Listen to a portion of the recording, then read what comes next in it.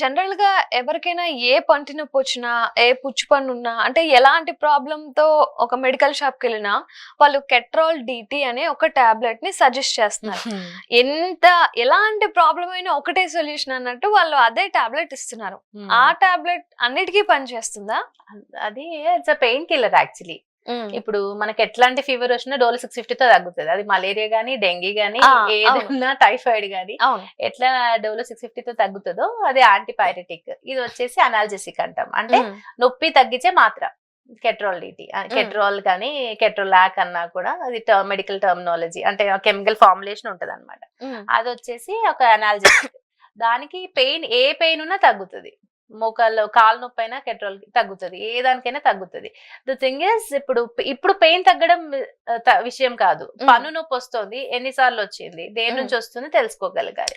ఇప్పుడు నొప్పి టాబ్లెట్ వేసుకోగా నొప్పి తగ్గిపోయింది, ప్రాబ్లం అయితే తగ్గదు కదండి. అంటే ఇన్స్టెంట్ రిలీఫ్ కోసం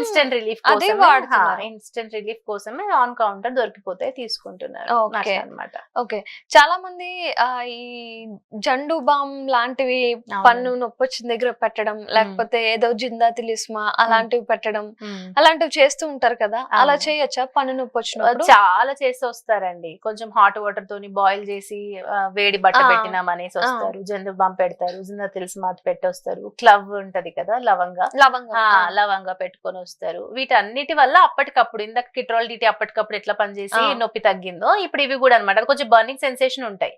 ఆ బర్న్ వల్ల మనకి నొప్పి తగ్గదన్నమాట, నొప్పి ఏర్పడదు.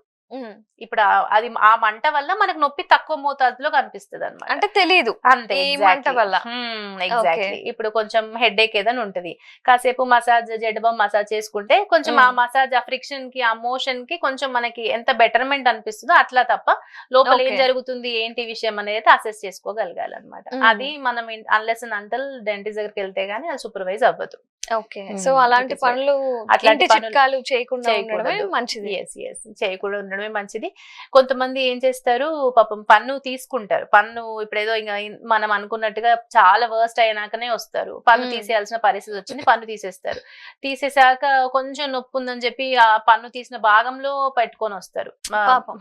జండు బామ్ పెట్టడం అంటే ముందే ఇన్స్ట్రక్షన్స్ లోనే చెప్తాము, జండు బామ్ క్రిస్మస్ లాంటివి పెట్టకూడదు, అక్కడ హాట్ వాటర్ పెట్టి వాష్ చేయకూడదు, ఇట్లాంటివి ఏమి చేయకూడదు అని చెప్పి ఇన్స్ట్రక్షన్స్ ఇస్తాం. కానీ ఎవరో చెప్తారు, ఇంకా ఎవరో నమ్మదగిన వాళ్ళు చెప్తారు, వాళ్ళ మాటలకు విని అట్లా పెట్టుకుని అది ఏం చేస్తుంది అంటే స్పేసెస్ లోకి వెళ్తుంది.